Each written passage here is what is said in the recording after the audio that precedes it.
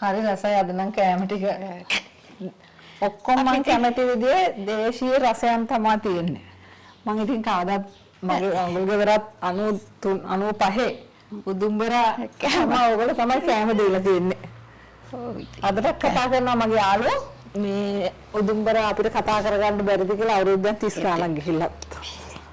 ඇත්තටම ඉතින් අපි කස්ටමර්ගේ ඒ කැමැත්ත අනුව දීපු හින්දා තමයි කිසිම ඇඩ්වර්ටයිස්මන්ට් කියන ඒවට සත පහක්වත් මේ තාක්කල් අදටත් නැද්ද ඇඩ්වර්ටයිස්මන්ට්? අදටත් නැහැ. කවුරු හරි ඉස්කෝලේ හරි කොහේ හරි සුවනියයකට ඇඩ් එකක් ඉල්ලුවොත් උදව්වක් වශයෙන් ඒක කරනවා. නැතුව ව්‍යාපාරය ප්‍රසිද්ධ කරගන්න ඇඩ්වර්ටයිස්මන්ට් දාලා නැහැ. ඒ කියන්නේ කටින් කට ගිය ගිහිල්ලා කාපු වීපු අය තමයි ඇවිල්ලා හොයාගෙන ඉන්නේ අපි කවුද කරේ කියලා අහලා. ඇත්තට මිස් උතුම්බරා ඔය මේක දැන් ලංකාවේ ලොකු පරණ මම හිතන අවුරුදු 50කටත් වැඩි නේ. කොයි කාලෙද පටන් ගත්තේ? 74. 74? 74 නොවැම්බර් 2 වෙනිදා පළවෙනි ඕඩර් එක කරේ. ඕඩර් එකක් ආවද පවුලේ කාගේ හරි දෙයක්? පවුලේ අපේ මාමා කෙනෙකුගේ එයාගේ හෝම් කමින් එකට ඒ කාලේ නීතියක් තිබුණා මේ 150ට වැඩි නම් බීම එකක්වත් දෙන්න බෑ කියලා. කිසිම උත්සවයක. ආණ්ඩුවේ නීතියක්ද? ආණ්ඩුවේ මිසි බණ්ඩාරනායක කාලේ අපි ලොකු මේ ප්‍රශ්න වලට මැදිහත් වෙලා තිබුණානේ ඒ කාලේ මේ වගේ. ඉතින් ඒ වගේ කාලයක තමයි අර උත්සව තහනක් තිබුණේ. ඊට පස්සේ මෙහෙ ඇවිල්ලා මගෙන් මොකද මම මෙහෙ එන්න ඉස්සෙල්ලත් මම බෙඩින් කේක් බර්ත්ඩේ කේක් කරව මේ හදලා දීලා තියෙනවා. හදලා ක්ලෑමොන්ට් යන ගමන්. ඉතින් ඒක නිසා ඇවිල්ලා හැව්වේ මගේ කරන්න පුළුවන්ද කියලා. ඉතින් මං කිව්වා හරි කරලා දෙන්නම්.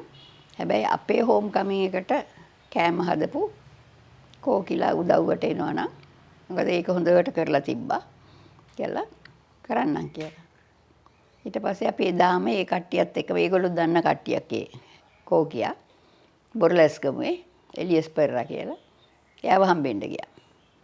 හම්බෙන්න යනකොට එයාට උණ ඉතින් කිව්වා පොඩි උණ ගතියක් තියෙනවා. ඒ දවස් වෙනකොට ඔක හරියයි කියලා. ඉතින් අපි යාට දිනේ කියලා වැඩේ බාර දීලා මම මේක කරන්න පටන් ගත්තා.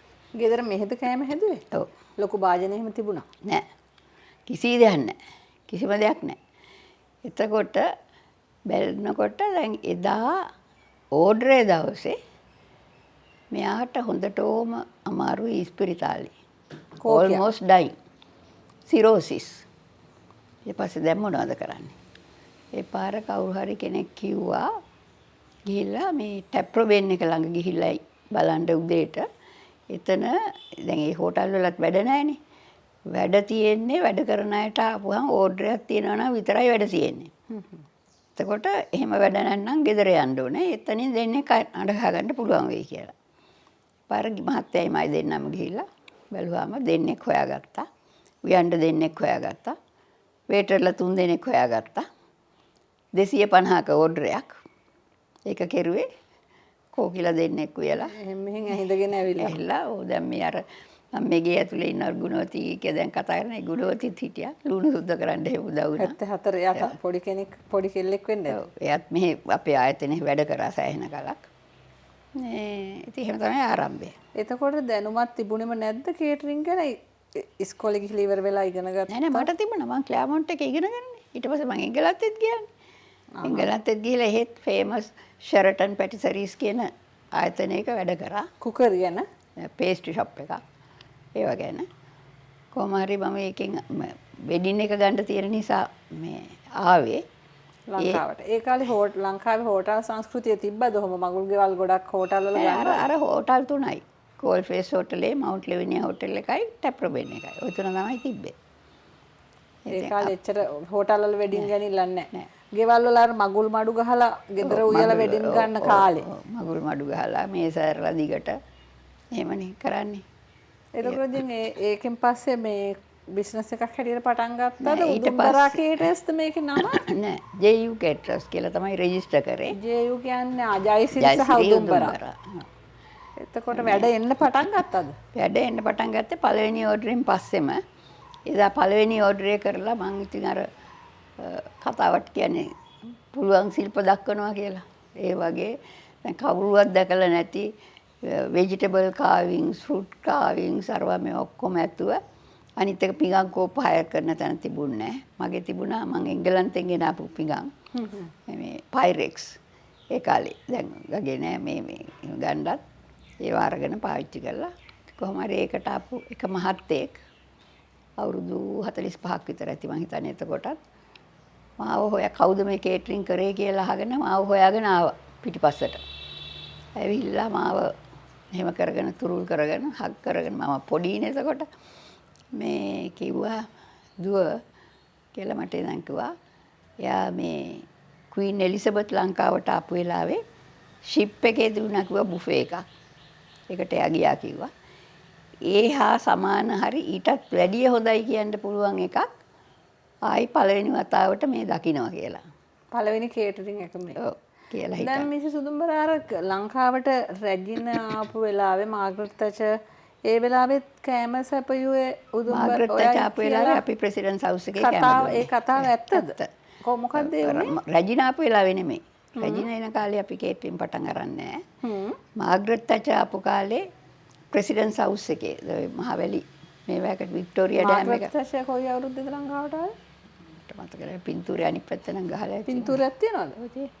ඔටෝග්‍රාෆ් එක අස්සම් කරන පින්තූරයක් තියෙනවා. තියෙනවා අනිත් පැත්ත ගහලා. දිනේ දාලා තියෙනවා අනිත් පැත්තේ නැද්ද? දිනේ මේකේ දාලා නැහැ. නෑ. මේ කොමාරිය වික්ටෝරියා ඩෑම් එක. ජයවර්ධන? ඔව් ප්‍රෙසිඩන්ට්. මේ ඔයා ඉන්නවා මෙතන? මේ මම මේ. ආහා. මේ මිසිස් ගාමිණී දිසානායක. ආහා. ඔටෝග්‍රාෆ් එක සයින් කරගන්න. මේගොල්ලන්ටත් කෑම සැපයුවේ ඔව්. නුවර ප්‍රෙසිඩන්ට්ස් හවුස් එකේ කේට කරේ මම. එතකොට අර රැජි කවුද ආවේ රැජින නෙමේද? ඒ ක්‍රවුන් ප්‍රින්ස් ඇන්ඩ් ප්‍රින්සස් නේ. ආහා. ජපාන් වල මේ ජෝඩුව. ඒගොල්ලෝ ඉන්නවද උතන? ඔව්. ඕනේද පිටුර? ඒක ගන්න බලන්න. මේගොල්ලෝ ලංකාවේ කොහෙද නතර වෙලා හිටියේ? නතර වෙලා නම් හිටියේ කොහෙද දන්නේ නැහැ. ක්‍රවුන් ප්‍රින්සස්. ඔව් ප්‍රින්සස් මේ ප්‍රින්ස් දෙන්නගේ අස්සම මේක මේ සමිති මේ කෝපරේටිව් එකකින් ගහලා තියච්ච කොලයක් ඔය. අපිට පින්තූර ගන්න දුන්නේ නැහැ. මම පින්තූර ගන්න ලෑස්තිලා ගියාට ප්‍රෙසිඩන්ට් ජයවර්ධන කැමති නැහැ කියලා පින්තූර ගන්න දුන්නේ නැහැ. හැබැයි ඉතින් මාව අඬ ගහලා එතකොට ජයවර්ධන ජනාධිපතිතුමා. එතකොට එතුමා තමයි මට කතා කරේ පර්සනලි මේ ඕඩරේ ගැන. කතා කරලා මේගොල්ලන්ගේ ටේස්ට් එකට ඕන කරන විදිහට අපේ ශ්‍රී ලංකන් ඒවා ඔක්කොම දෙන්න ඕනේ කිව්වා. හැබැයි මේන් මෙනු එක තිබුණේ වෙස්ටර්න් විදිහට. සුප් එකක් සර්ව් කරලා කෝසර්ස් ඒ විදිහට. නමුත් අපේ කෑම කියන ආප්ප, ඉන්දියාප්ප, ලැවරියා ඒ ඔක්කොම පෙන්වන්න ඕනේ. කැවුම් හදලත් පෙන්වන්න ඕනේ කිව්වා. අර ආප්ප කියද්දි මට මතක් වුණේ ඕගොල්ලෝ තාමත් මේ ඊටාම පරණ සාම්ප්‍රදායික ආප්පු වෙන කට්ටියක් මෙහි ඉන්නවා කියලා කතා. මොකද උදුම්බරා කේටරින් දවසක ආප්පයක් ආපු කෙනෙක් කියනවා ඒ ආප්ප රසට සම කරන්න බෑ ආප්පයයි සීනි සම්බෝලයයි. ඒ කට්ටිය තාමත් වැඩ කරනවා. තාමත් ඉන්න මේ දැන් ආර්යදාසත් එක්කනේ. අවුරුදු කීයක් විතර වැඩ දෙනවා? දැන් අපේ ඉන්න අපේ ආයතනයේට අවුරුදු 50යි. අවුරුදු 45 40 සේවය කරපු අය ඉන්නවා. ඒගොල්ලෝ ඒ තරම්ම මේකට ලැබී මේක කැමැත්තෙන් කරනවා. ඇත්ත වශයෙන්ම කියනවා නම් අපිට ලොකු ශක්තියක් ආඩම්බරයක් අපිට අපේ නම රැකගෙන මෙවැනි දීර්ඝ ගමනක් එන්න හැකි වෙලා තියෙන ඒ වගේ විශ්වාස කටයුතු පුද්ගලයා අපිත් එක්ක ඉන්න නිසා. දැන් ආයතනයේට හිතවත්කමින් ඒ අයගේ තියෙන ලක්ෂණ ඒ කියන්නේ කැපවීම මේවා සම්බන්ධව අත්ගුණේ කියලා එකක් තියෙනවනේ මේ කෑම හදද්දි. ඒක විශ්වාස කරනවද ඔබතුමිය? අනිවාර්යයෙන්. අදටත් සමහර කෑමවලේ රසය ගන්න ඒ පුද්ගලයාම උවමනාද? නෑ නෑ යාම ඕනේ නෑ. ඊළඟ පරපුරට දැන් කේටරින් වල විතරක් කිචන් එකේ විතරක් නෙමෙයි මම කියලා තියෙන්නේ ඔෆිස් එකේ පවා හැම කෙනෙක්ම ඊළඟට අනිත් කෙනාගේ වැඩෙත් ඉගෙනගෙන තියෙන්න ඕනේ. තමුන්ගේ තනතුර මොකක් හරි වෙන්න පුළුවන්. නමුත් එයා නැති වෙලාවක ඒ වැඩේ එයා නැහැ කියලා නිකන් ඉන්න බෑනේ. ඒකට ඒක කරන්න ඒ කාලේ පොඩි කාලේ ඔබතුමිය දැන් තරුණියක් කාලේ අම්මාගෙන් එහෙම යම් කිසි කෑම බීම හදන හැටි හෝ යම් කිසි ඉගෙනගත්තු දේවල් අදටත් අනුගමනය කරනවද? එහෙම කියලා කියන්නේ ඉතින් ඒ ක්‍රම සහ විදි ගැන මම අදටත් දැනුවත් කරනවා. මොකද අද සමාජයේ ඉන්න සමහරු තරුණ ළමයි වැඩ කරන අය සමහරලාට කොස් මදුලක් කපා ගන්න විදිහ දන්නේ නැහැ. එතකොට දැන් උදාහරණයකට අපි ගමු කැකිරි, වට්ටක්කා කියන දේවල්. එතකොට වට්ටක්ක කපන විදිහට අපිට කැකිරි කපන්න බෑ. ඒක වෙනස් විදිහකට. ඒ කපන කොටන දේ හිටන් එක ක්‍රමයක් සහ විදිහක් තියෙනවා. ඒ විදිහට කරුවොත් තමයි හරි ප්‍රතිඵලය ලබා ගන්න පුළුවන්. සහ ඒ රසයේ පව වෙනසක් තියනවාද? අතේත් වෙනසක් එනවා අනිවාර්යයෙන්. ඒ යොදන පහේ අරවම සියල්ලම. අනිත් එක මට මතක මේ ඊයේ පෙරේදා දවසක් මේ මහත්මයෙක් කතා කළේ. මහත්මයාත් ගොඩක් ඔය ප්‍රෝග්‍රෑම්ස් කරන මහත්මයෙක්. අපෙන්මයි කෑම ගන්නෙ. ඉතින් මේ ළඟදී දාන එකට කළා. දැන් අදටත් අවුරුදු 50ක් ගත වුණත් අපි අපේ පහේ කුඩු ටික මිරිස් කුඩු ටික පවා ගෙදර හදාගන්නේ. මෙච්චර විශාල ක්වොන්ටිටි එකකට ලොකු පිරිසකට කේට කරත් ඕගොල්ලෝ ඒක හදන්නේ ගෙදර. කඩෙන් ගේන පහේ කුඩු දාන්නේ නැහැ. කොළඹින් ගේනවා සූදුරු කොත්තමල්ලි සියලුම දේ ගෙනල්ලා හොදලා වේලලා ස්ටොක් කරගන්නවා. ඒවා තමයි කුඩු කරලා හදන්නේ. මිරිස් කරල් හැම මිරිස් කරක් ගානෙම නැටි කපලා අයින් කරලා වේලලා කුඩු කරලා ගන්නෙ. ඒ වගේ ඉතින් ඒකත් සමහර විට මේ රසේ යම් කිසි රහසක් වෙන්න පුළුවන්. සේවකයෝ ඒක කරදරයක් හැටියට දකින්නේ නෑ. ඒවට වෙන වෙනම අය ඉන්නවා. අද මේ තරුණ තරුණියෝ එහෙම වැඩ කරනවද? කුස්සිය වැඩට ගන්නවද? අඩුද ඉන්නවද? නෑ අඩු ගොඩක් අඩුවෙන් තමයි කාන්තාවෝ ගන්නෙ. ඒගොල්ලන්ට කරන්න පුළුවන් සුදුසු වැඩ, ක්ලීනින් වැඩ, ලිනන් රූම් එකේ. ඒ කියන්නේ රෙදි බෑග් ගරවා මේ හදලා දෙන ඒවට. එතකොට ස්ටෝර්ස් වල බඩු ඉෂුව කරන ඒවා කම්පියුටරයිස් කරන්න කම්පියුටර් සම්බන්ධ දැනුවත් කෙනෙක් ඉන්නවා. බඩු මැන්ලා කිරලා දෙන්න වෙන තම කෙනෙක් ඉන්නවා. ඒ ඔක්කොම දැන් මේ වෙලාවේ මේ පුතුන් දෙදෙනා ලංකාවේ නැති හින්දා ඔක්කොම කරන්න වෙලා තියන්නේ මේ මිසස් උදුපරාට නේද? දැන් ඒගොල්ලෝ බොහෝ දෙනෙක් මේ ආයතනයේ දැන් අවුරුදු ගාණක් තිස්සේ රැකියාව කරන අය. ඉතින් ඒගොල්ලෝ දන්නවා ඒගොල්ලන්ගේ රැකියාවේ වගකීම මොකද්ද ඒගොල්ලෝ කරන්න ඕනේ කියලා. මේගොල්ලෝ කොහොමද පාලනය කරගන්නේ දැන් මේ වගේ මේක ලේසි කටයුත්තක් නෙමෙයි මේ කේටරින් කියන්නේ. මොකද පොඩි තැනක වැරදුනොත් එදාට කෑම කන හැම දෙයක්ම ලොකු අවුලක්, ලොකු අවදානම් සහගත රස්සාවක් නේ මේක. අනිත් එක මම හිතන්නේ මේක 24/7 වගේ ජොබ් එකක් නේ. මුළු රෑම කුස්සිය වැඩ. දවල්ත් කුස්සිය වැඩ. එතකොට කොහොමද දැන් ඔබතුමිය මේ මන් දන්නේ මං වයස අහන එකත් හොඳ නෑ. අවුරුදු 50ක් කිව්වා කේටරින් එක පටන් අරගෙන. එතකොට වයස දැන් එන ජූනි මාසෙට 83ක් වෙනවා.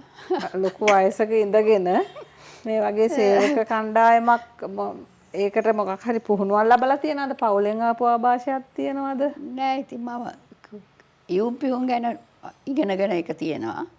ඒක දැනුම ලබාගෙන තියෙනවා. නමුත් ඒවා ඉගෙන ගන්න යන්න ඉස්සෙල්ලා ඉඳන්ම ගෙදර මගේ අම්මාට හොඳට කෑම හදන්න පුළුවන් කෙනෙක්. අම්මා ගුරුවරියක්. විදුහල්පතිනියක්. ඉතින් අම්මා ගෙදර දොරේ දේවල් බලනවා කරනවා. පිරිසිදුකම පිළිවෙල කියන එක අත්‍යවශ්‍ය දෙයක් හැටියට සැලකපු කෙනෙක්. ඉතින් මං හිතන්නේ අපිටත් ඒ පුරුද්ද තියෙනවා. මටත් ඒ පුරුද්ද තියෙනවා. පුංචි කාලේ ඉඳන් අපිට කනට ඇහිච්ච දෙයක් තමයි ගත්ත තේ තිබිච්ච තැන තියන්න. ඉතින් ඒක අපි නොතිබ්බොත් දැන් අද ආයටත් තේරුම් කරලා දුන්නට ඒක පිළිගන්නේ නැහැ, කරන්නේ නැහැ. නමුත් ඊළඟ සැරේ අපිට ඒ දේ කරන්න වුණොත් අපි කාලය, ශ්‍රමය සියල්ලම නාස්ති කරනවා. ඒක හොයන්න ඕනේ තිබ්බේ කොහෙද කියලා. ඔව්. ඒක එවලෙම අවසානයක් කරුවාම ඒක ප්‍රයෝජනයිනේ. එතකොට යම් කිසි දෙයක් ඇරියොත් අරපු දේ වහලා තියන්න කියලා. මොකද ඒ දවස්වල නම් මේ මහා පරිමාණයෙන් කරන වැඩ තිබුණේ නැහැ. නමුත් gedara දොරේ මම දැකලා තියෙනවා මේ පහේ කුඩු ටික අපි උදාහරණයකට ගත්තොත් පහේ කුඩු දාලා තියෙන භාජනය ඇරලා තිබුණොත් ඒක නැවත වරක් පාවිච්චි කරන්න දෙන්නේ නැහැ අම්මා. ඒක අල්ලා වීසි කරනවා මේකට සූනෝ ගිහින්ද ගැලකුත් පණිවිඩයකුත් තියෙනවා. ඉතින් පහේ කුඩු වලින්නේ සම්පූර්ණ ආහාරයේ රසය ගන්න. ඉතින් ඒක ඇරලා තිබුණාට පස්සේ වාතයට නිරාවරණය වුණාට පස්සේ ඒක වැඩක් නැහැ. රොඩු කුණු මොනවද වැටලා තියෙන්නේ අපිට හොයන්නත් බෑ. දැන් මේ උදුම්බරා එකේ කෑමවල රසයට හේතුව ඔය රසකාරක දාන්න නැතිව දේශීය කුළු බඩුම යොදා ගන්නවා කියලා තමයි ගොඩක් මිනිස්සු අතර විශ්වාසය කතා බහ තියෙන්නේ. ඒක ඇත්තටම ඇත්තද? ඕගොල්ලෝ කිසිම අවස්ථාවක මේ චයිනීස් මෙනු එකකටවත් මේ යම් කිසි මේ ගෙවල් වල චූටි නූඩ්ලස් එකක් හදනකොටත් දානවනේ. අද කැට දානවා, යම් කිසි කුඩු දානවා, රසකාරක කුඩු රසකරන්න. දැන් ඔයගොල්ලෝ මේ වගේ විශාල 600ට මම දැන් 1000 පැනලත් කේටරින් පිඟන් හදන පිඟන් කෑම පිඟන් 5000ක් කෑම පිඟන් හදන වෙලාවල් තියෙනවනේ. ඒ වෙලාවකවත් ඔය කියන රසකාරක කිසි දෙයක් පාවිච්චි කරන්නේ නැහැ. ඒ වගකීමෙන්ද ඒක කියන්නේ? ඔව් අනිවාර්යයෙන්. මොකද දැන් අපෙන් බොහෝ වෙලාවට අහනවා ඔයගොල්ලෝ චයිනීස් කරන්නේ නැද්ද කියලා. ඉතින් මම කියන්නේ අපි චයිනීස් කෑම වර්ග හදනවා. නමුත් ඒක චයිනීස් කියලා අපි දෙන්නේ නැහැ. මොකද අපේ සමාජයේ බොහෝ දෙනෙක් විශේෂයෙන් මේ තරුණ අය දැන් පුරුදු වෙලා තියෙන රසකාරක යොදලා හදලා දෙන ෆ්‍රයිඩ් රයිස් එක හරි තව මොන හරි එකක් නේ. ඉතින් ඒ රස ආවේ නැත්නම් සමහර විට මට hina වෙවි කණ්ඩක් පුළුවන් ලුකට්ටු දුම්බරාස් චයිනීස් කියලා. නමුත් ඒ වගේම ඊට වැඩිය හොඳ රසට අපි චයිනීස් දේවල් sweet and sour prawns අරවා මේ වගේ චයිනීස් විදිහට හදන දේවල් chops එක vegetable chops ඒ වගේ ආදී ඔක්කොම ඒවා අපි කරනවා. සෝස් වර්ග පාවිච්චි කරනවා. නමුත් අර වෙන විශේෂ රසකාරක මුකුත් යදන්නේ නැහැ. දැන් ඒ කාලේ ඔබ ඉගෙන ගත්ත කිව්වේ කොළඹ විශාඛ විද්‍යාලයේනේ. එතකොට ඒ කියන්නේ ලොකු අධ්‍යාපනයක් දීලා තාත්තට එහෙම වමනා වුණාද ලොකු රස්සාවකට යවන්න? නැත්නම් මේ වගේ ශේෂ්ඨයක් තෝරගන්නවට ඒගොල්ලොන් කැමති වුණාද? නෑ තාත්තයි එමෙ කැමැත්තන්නේ මට ඕ ලෙවල් වලින් පස්සේ උනේ ලෝ කරන්න. ඉගෙන ගන්න. ඒ කාලේ ලෝ කරනවා හරි අඩුයිනේ. අඩුයි. මගේ තාත්තා රාජකාරී කරපු කෙනෙක්. අනිත් එක අම්මා ඒ කාලේ ප්‍රසිද්ධ නඩු දෙකකුත් තිබුණා සමාජයේ. 4 ලක්ෂ මංකොල්ලේ සතාසියම් නඩුව කියලා. ඉතින් මම පුංචි වුණාට මම ওই පත්තරේ එන ওই නඩු දෙකම කියවනවා. කියවලා මගේ ආසාවක් තිබුණා මේ වගේ වැරදි වැඩ කරන මිනිස්සුන්ට මම කවදා හරි ලෝය කෙනෙක් වෙලා හොඳට දඬුවම් දෙනවා කියලා. ඒක වතේ උඩ තමයි මට ලෝ කරන්න අවශ්‍ය වෙන්නේ. නමුත් තාත්තගෙන් අවසර ලැබුණේ නැහැ. තාත්තා කිව්වා ළමයෝ ගෑන් ළමින්ට උගන්වන්නේ රස්සාවල් කරගෙන උසාවි ගානේ ගිහිලා හම්බ කරගෙන කන්න නෙවෙයි. සමාජයේ මිනිස්සු හැටියට ජීවත් වෙන්න. ඒකින්ද රස්සාවක් කරන්න මුති අපිට රස්සාවක් කරන්න අවශ්‍යතාවයක් තිබුණේ නැහැ. සියලු සැප පහසුකම් තිබුණා. ඔන්නම් ටීචර් කෙනෙක් වෙලා රස්සාව කරන්න කියලා. ඉතින් මට ඒකට කැමති වුණේ නැහැ. ඒ නිසා තමයි මම ඊට පස්සේ A level කරා. A level කිසි කැමැත්තකින් නෙමෙයි කරේ. ඔය කරනවට කෙරුවා. ටීචර්ස්ලාගෙන් බැනුම් ඇහුවා ඉස්කෝලේදී. මේ අදටත් දැන් මගේ ටීචර් කෙනෙක් මේ පසු කාලීනව මේ මගේ ගෙදර ස්ටොප්වට ඇහිලා ට්‍රිප් එකක් යන ගමන් ඇහිලා වටපිටාව බලලා මාව අත ගාලා මට කියනවා I am so happy Udumbara you are doing so well කියලා මට කිව්වා. ඉතින් මං මගේ ටීචර්ට එවලිකවා ඒ උනාට මිස් මට බැන්නේ ඒ දවස්වල කියලා. ඉතින් ඒ වගේ ඇත්තටම ඉතින් මම මේ ආපු ගමන ගැන සන්තෝෂ වෙනවා. මේ ඉස්කෝලේ යන කාලේ මට මේවා කරන්න ආසාවක් තිබ්බේ නෑ. නමුත් පස්සේ මම මේවා සම්බන්ධව ඉගෙන ගන්න පටන් ගත්තට පස්සේ මම මේක හරියට කරා. දැන් ඒ කාලේ ඔය අරගෙන තියෙන ඇත්තටම ලොකු අවදානමක් නේ මේ පටන්ගත්තු ව්‍යාපාරේ. මොකද දැන් අද නම් කාර්යබහුල ලෝකේ හැම කෙනෙක්ම පොඩි දෙයකටත් කේටරින් එකටේ තියෙන්නේ. කේටරින් එකක පිහිට නැතිව බැරි තත්ත්වයටපත් වෙලා. හැබැයි ඒක හාත්පසින්ම වෙනස් නේ 1974 කියන කාලේ. එතකොට අභියෝගයක් උනේ නැද්ද මේ වගේ ව්‍යාපාරයකට අත ගහලා දැන් යම්කිසි ඔබ ඊට පස්සේ ඒකට අදාළව යම්කිසි ආයෝජනයක් නේ කරන්නේ. එතකොට මේක අපිට කරන් යන්න පුළුවන් වෙයිද? අපිව හැදෙයිද නමක් කියලා වගේ අවදානමක් තිබුණේ නැද්ද? නෑ එහෙම අවදානමක් ගැන හිතන්න උනේත් නෑ හිතුවෙත් නෑ. ඇත්තටම ව්‍යාපාරයක් හැටියට පටන් ගත්තා නෙමෙයි පළවෙනි ඕඩරේ. මගේ නෑදෑයෙක් මාමා කෙනෙකුට කරේ. එයාට කරගන්නම දෙයක් නැතුව තිබිච්ච වෙලාවක ඒ කරාට පස්සේ තමයි ඒකට ගැවි ආපු අය අපි හොයාගෙන එන්න පටන් ගත්තේ අපිටත් කරලා දෙන්න කියලා. එතකොට අපි රහ වැටුණා ඒ කියන්නේ. ඒ මඟුල් ගෙදරට ආපු හැම දිනාටම මේක වෙනසක් අත්විඳා. පුදුමයක් වුණා. රස වැටුණා.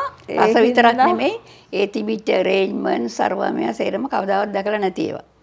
ඉතින් ඒක දැකලා තමයි ඒගොල්ලන්ටත් ඕනේ වුණා. ඒගොල්ලෝ යම් කිසි උත්සවයක් කරනකොට ඒ වගේ ලස්සනට කරගන්න. ඒක නිසා අපි හොයාගෙන ආවේ. ඊට පස්සේ කේටරින් දහස් ගාණක් පහළ වෙලා තියෙනවනේ අද වෙද්දි. ඔව්. දැන් මේ කවුරුත් හරි ඇවිල්ලා ඔබෙන් මාර්ගෝපදේශ අහලා තියනවාද? ඔබෙන් යම්කිසි මඟ පෙන්වීම් ලබාගෙන තියනවාද? නෑ. මගේ අහලා මේවා කරපු අය නෑ. නමුත් අපි ළඟ වැඩ කරලා ගිහිල්ලා කොපි කරපු අය ඉන්නවා. පටන් ගත්ත අය ඉන්නවා. කොපි කරලා තියනවා. ඉතින් ඒ උනාට ඒගොල්ලන්ට උනත් සාර්ථක වෙලා තියනවාද නෑ. ඔව් සාර්ථක යන අය ඉන්නවා. දැන් එක්කෙනෙක් ඉන්නවා මගේ හෙඩ් වේටර් කෙනෙක් හැටියට වැඩ කරපු කෙනෙක් කුමාර කියලා. එතකොට අපිට වැඩ අධික දවසක් වැඩ 2-3ක්ම තිබිච්ච දවසක එයා වැඩට ආවේ නැහැ. වැඩට ආවේ නැතුහම මෙතනින් පාරෙන් එහාට මෙහාට ගිහිල්ලා තියෙනවා කීප සැරයක්. ඒකත් මට ආරංචි වුණා. ඊට පස්සේ දවසේ වැඩට ආපුවම මම කිව්වා නෑ ඔයා ගිහිල්ලා ඔයාගේ වැඩ ටික කරගන්න කමක් නැහැ කියලා. ඉතින් එතනින් එයාගේ ජොබ් එක නෑ අපි ළඟ. නමුත් ඊට පස්සේ මෑත කාලීනව එයා පටන් අරගෙන කරනවා මේ උත්සව භාණ්ඩ සැපීමේ මේව එකක් ආයතනයක් හොඳට කරගෙන යනවා. අපිත් අපිට ඕන වුණාම අපි එයාගෙන් ගන්නෙ. අපි ආශිර්වාද කරනවා. එයා යන හැමතැනම කියනවා මේ මගේ ගුරුවරයා හවලා කියලා මගේ නම එහෙම කියලා. මම ඒකත් අඬ ගහලා කියලා නැවැත්තුවා. ඕකේ කියන්න එපා කුමාර. ඔයාගේ වැඩේ ඔයා හරියට කරනවා නම් ඔයාට තැනක් තියෙනවා. මම ගුරුවරයා කියලා කියන්න ඕනේ නැහැ කියලා හිටා. ඔබතුමියගේ ඉතින් ඒක හොඳ ගුණාංගයක්. ඒ කියන්නේ අපිට යම් කිසි ආකාරයක අපේ හිත තැළුවා වුණත් අපි යා ගැන අමනාපයක් නැහැ. අපි යාට අද අවශ්‍ය වුණොත් අපි යාටත් අවස්ථාවක් දෙනවා කියන පණිවිඩය තමයි කියන්නේ. අනිවාර්යෙන්ම. එතකොට දැන් ඔය මේ දැන් මහත්මයාත් මේවා ගැන මේ ශේෂ්ත්‍රයේ කෙනෙක් නෙමෙයි කිව්වනේ. එතකොට පුතාලා කොහොමද මේ ශේෂ්ත්‍රයට සම්බන්ධ වෙන්නේ? දෙන්නගෙන් මට පුතාලා දෙන්නෙක් ඉන්නේ. වැඩිමහල් පුතා කොහොමත් පුංචි කාලේ ඉඳන්ම කොයි වෙලේ හරියට සෙල්ලම් බඩුවක් ලැබුණත් බොහොම සීමිත කාලයයි සෙල්ලම් බඩුවේ හැටියට තියාගන්නේ තිබිච්ච විදියට. ඊට පස්සේ ඔක්කොම කෑලි ගලවනවා. ගලවලා හැබැයි මම කවදාවත් පුතාට බැනලා කෑ ගහලා නැහැ. ඇයි මොකටද මේක කැඩුවේ අරවමයි කියලා. මොකද මම දැක්කා එයා අර තිබිච්ච විදිහට මේක හයි කරනවා. නැවත වරක්. ඉතින් මම ඒ අවස්ථාව එයාට දුන්නා. මොකද එයාගේ හැකියාවක්, දක්ෂකමක්, ආසාවක් තියෙන නිසානේ. ඉතින් එයා ඒ අංශෙන් තමයි ගියේ. ඉංජිනේරු අංශෙන්. ඒ දෙවනි පුතා පුංචි කාලේ ඉඳන්ම මගේ ඇඟේ එල්ලීගෙන මගේ පස්සෙන්ම ඇවිද ඔය උයන පිහින කරන හැම දෙයක් ගැනම බලාගෙන ඉගෙන ගත්ත එක්කෙනෙක්. හරි ආසාවක් එයාට තිබුණා. ඉතින් එයාට ඕනේ වුණා හොස්පිටැලිටි මැනේජ්මන්ට්. අපි දෙන්න එක්කෙනෙකුට බල කරේ නැහැ. මේ හොස්පිටැලිටි මැනේජ්මන්ට් කරන්න. එයාගේ 5 වෙනි උපන්දිනේට එයාගේ කේක් බර්ත්ඩේ කේක් එක හදාගත්තා එයා තනියම. අවුරුදු 5. 5ේදී. මම කේක් එක බේක් කරලා දුන්නා. අයිසිං වැඩ ඔක්කොම කරේ එයා. මං කරන ඒවා බලා ඉඳලා. එතකොට ඒ කාලේ මගේ අතින්ම තමයි මේ සියලුම දේවල්. ඒ කියන්නේ ඩෙසර්ට් හැදිලි, කේක් දැන් හැදිලි. අදටත් ඔය කෑම හදලා ඉවරනහම රස පරීක්ෂාවක් කරනවද යවන්න කලින්? නෑ එහෙම අවශ්‍යතාවයක් නෑ. ඒගොල්ලෝ ඒ අවශ්‍ය රස ඔබතුමිය ගිහිල්ලා වෙනම බලලා රස පරීක්ෂා මම ඉඳලා හිටලා ගිහිල්ලා මතක් කරලා දෙනවා. යම් කිසි අඩුපාඩුවක් තිබුණා වුණත් මම ඒගොල්ලන්ට මතක් කරලා දෙනවා. දැන් ඕගොල්ලෝ මම මේ හදන කිසි දෙයක් හැඳි ගන්න පහේ දාන්න කරන්න මම ඉන්නේ නැහැ. නමුත් ඕගොල්ලෝ ඒක හරියට හදලා ඉදිරිපත් කරාම කොයිම කෙනෙක් කස්ටමර් කෙනෙක් ඕගොල්ලන්ගේ එක්කෙනෙකුගේ නම කියන්නේ ෂෙෆ්ගේ නම කියන්නේ මේ අහවල් ෂෙෆ් කරුවේ කියලා. තව කෙනෙකුගේ නම කියන්නේ. කියන්නේ උදුම්බරා. නැත්තම් ගායන්. ඉතින් මං කෝ ඒක දැන් ඒ අපේ නම කියන්නේ අපේ නමින්නේ මේක යන්නේ. ඉතින් ඒක නිසා ඒක අපි නම රැක ගන්න ඕනේ. දැවැන්තම මිනිසුන්, ධනවතුන් හැම කෙනෙක්ම ඉතින් ඕගලන්ගේ මේ කෑම වේලක රස නොබලපු කෙනෙක් නෑ වගේ. ඔව් අනිවාර්යෙන්. කොයි වගේ විතර පිරිසක් සාමාන්‍යයෙන් ජනාධිපතිලගේ හිටන් අන්තිම සාමාන්‍ය පුද්ගලයට යනකම් මේ තාක් හිටපු හැම කෙනාගේම කෑම සැපීමේ කටයුතු කරලා තියෙනවා. ඉතින් ඒක අපි බොහොම නිහතමානී ආඩම්බරයක් තියෙනවා සහ හරි උවමනාවෙන් ආසාවෙන් ඒක අදටත් කරන්නේ නේද? රස්නින් කෑම ටික දෙන්න ඕනේ. ඒ දේවල් ගැන තමයි වඩා සැලකිලිමත් වෙන්නේ මං හිතන්නේ. අපි දැකලා තියෙනවා දැන් අපි ඔබතුමියලාගේ කෑම තියෙන උත්සව වලට ගියාම ඒ කෑම සර්ව් කරන හැටියෙන්ම ලොකු වෙනසක් තියෙනවා අනිත් කේටරින් එකකත් මෙතනත් අතර. ඒ මම හැමතිස්සෙම අපේ සේවකයන්ට කියන දෙයක් තමයි. පිරිසිදුකම පිළිවෙල තියෙන්න ඕනේ. දැන් අපි ඉගෙන ගන්න කාලේ මගේ ගුරුවරයා ඉස්සෙල්ලාම උගන්වපු දෙයක් තමයි කෑම කියන්නේ ඉස්සෙල්ලාම S2 කන්නේ කියලා. ඉතින් ඒ කතාව කිව්වම කෙනෙක් කල්පනා කරන්න පුළුවන් කොහොමද S2 කන්නේ කියලා. ඒත් එයා උදාහරණයක් කියන S2 ඒකේ ලස්සන පිළිවෙල දැක්කහම තමයි කණ්ඩ හිතෙන්නේ. එතකොට එයා උදාහරණයකට කියනවා අපි අච්චාරුවක් කන කෙනෙකුගේ කට දිහා බලාගෙන ඉඳලා අපි කියනවා නේද කියලා අනේ මගේ කටත් කෙලිනවා කියලා. ඒක තමයි ඇහෙන් දැකලා ඒ ආසාව ඇති වෙන්නේ. ඒ වගේ තමයි කෑම presentation is very important කියලා. ඒක තමයි අපි ඉගෙන ගත්ත එක මේ වැක. දැන් ඉතින් මේ තාම බරපතල රස්සාවක් මම මේකට බරපතල කියලා කියන්නේ මට අනිතුත් රස්සා එක්ක සසඳලා බැලුවොත් ඇත්තටම මේක බරපතල රස්සාවක් නේ කියන්නේ. ලොකු වගකීමක්. එක දවසක්වත් අපිට නතර කරන්න බෑනේ මොන දෙයක් වුණත් අපි බාරගත්තා නම් ඒ බාරගත්තු එකේ අකුරට වෙලාවට තිතට දෙන්න ඕනේනේ.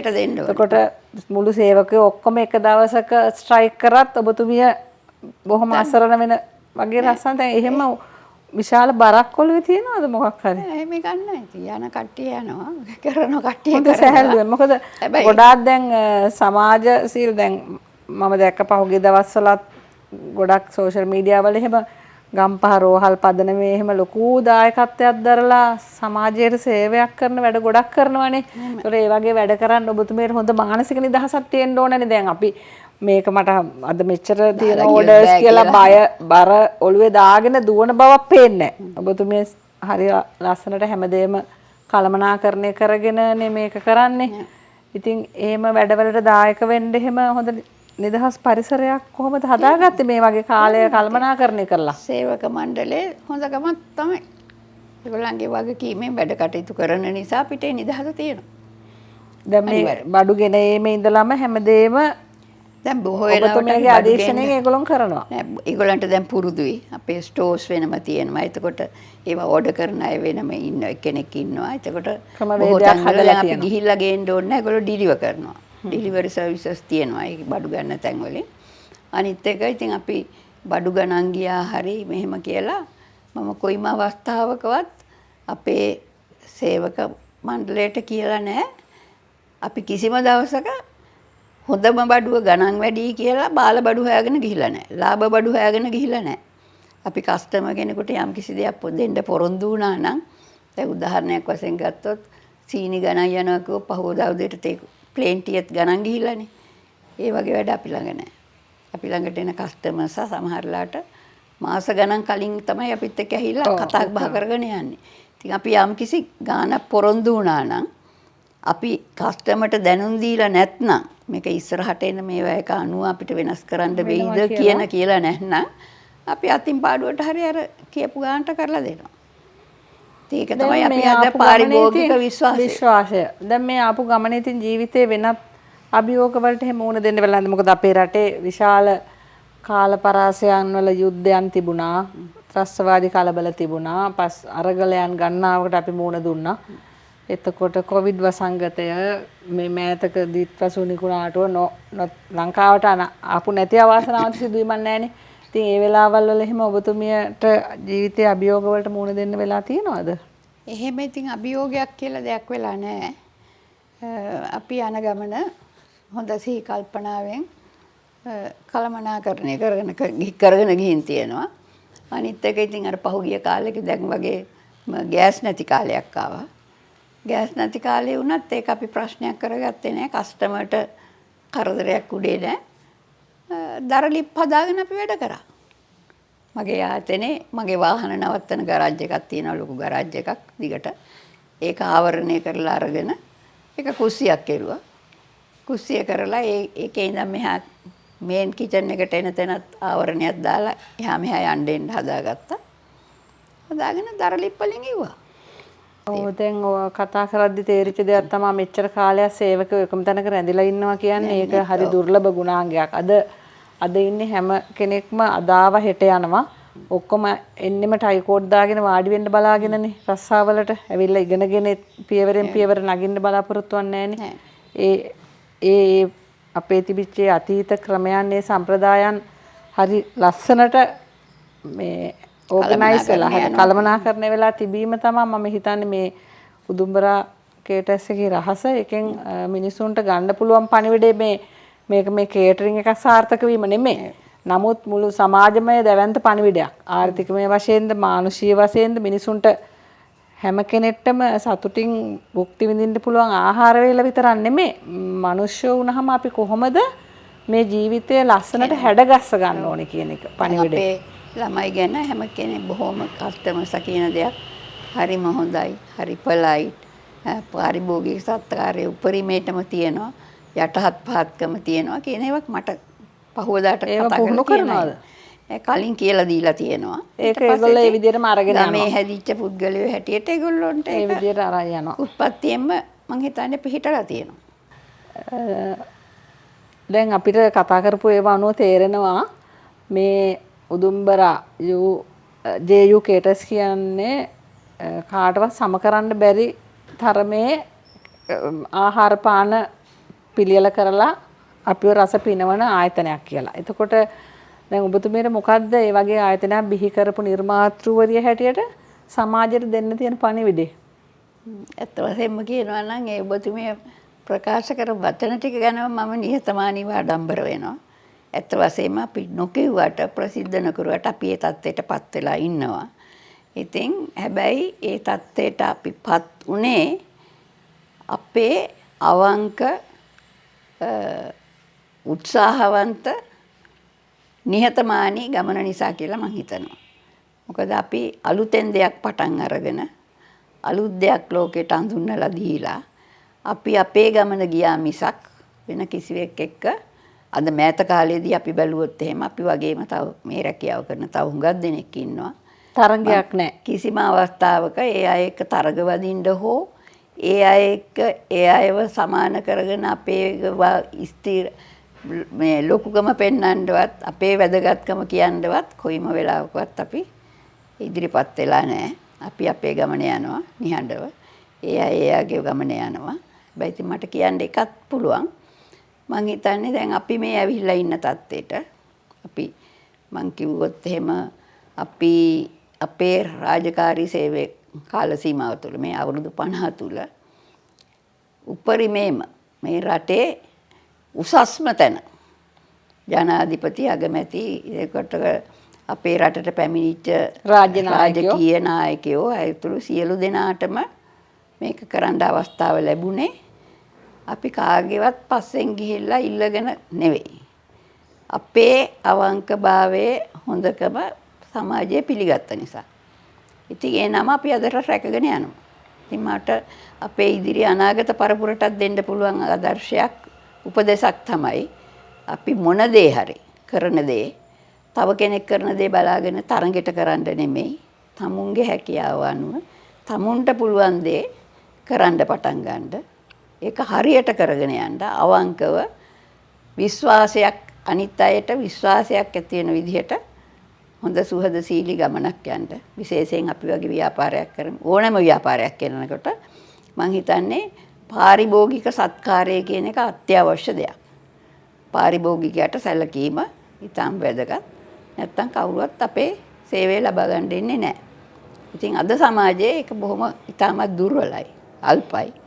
ඉතින් මම හිතනවා අපේ ගුණාංග වර්ධනය කරගත්තොත් කාටත් සාර්ථක වෙන්න අමාරු නෑ කියලා. අතරමං වෙන්නේ නැහැ. කවදා හරි ඇත්තටම මේ පණිවිඩේ නම් හරිම වැදගත්. අපි හුඟක් දේවල් ඉගෙන ගත්තා මේ කතා බහෙන් අපි නොදන්න ශේෂ්ත්‍රයක්. මේ මම ඇත්තටම ස්තුතියි කියන වචනයටත් වඩා මම කියන ඔබතුමියගේ නිහතමානීත්වය මම අගය කරනවා. අපිට මෙහෙම අවස්ථාවක් දුන්නු එක මේ හැංගිලා තිබිච්ච යම්කිසි රහස් ඔබේ ජීවිතයේ කතාවලුත් සමග අපිට මේ සමාජයට යම්කිසි ආදර්ශයක් වෙන පණිවිඩයක් දෙන්න අවස්ථාවක් ලැබලා දුන්න එක ගැන. ඇත්ත වශයෙන්ම මම ඔබතුමියටත් ස්තුතිවන්ත වෙනවා. මං ගැන හිතලා බලලා ඒ විදිහට ඇවිල්ලා මේ වගේ මේ සමාජයට පණිවිඩයක් දීමට අවස්ථාවක් ලබා දීම ගැන ඇත්ත වශයෙන්ම මං හිතන්නේ අපි කවුරුත් දැන් අපි වයසට යනවා. අපි නැතුවෙන් පස්සේ අපේ රට බාර ගන්න ඉන්න මේ තරුණ දුවා දරුවන්ට මං හිතනවා මට පේන හැටියට දැන් සිදුවෙන කරුණු කාරණා අනුව ඒ අයට හුඟක් කාගේ හරි උපදෙස් මඟ පෙන්වීම අවශ්‍යයි කියලා. ඉතින් ඒක කරලා අපිට අපේ අනාගත මේ රට වාර ගන්න ඉන දුවා දරුවන් ටික හදා ගන්න පුළුවන් නම් ලොකු දෙයක්. ඔබතුමිය කරන සේවාව ඉතාම අගය කොට මම සලකනවා. මම අන්තිමටත් එකක් අහන්නද? දැන් අවුරුදු කමක් නැහැනේ අවුරුදු 83ක් වෙනවා කිව්වනේ වයස. මේ අවුරුදු 83ටම මේ වගේ ඉන්ටර්විව් එකක් දීලා නැද්ද?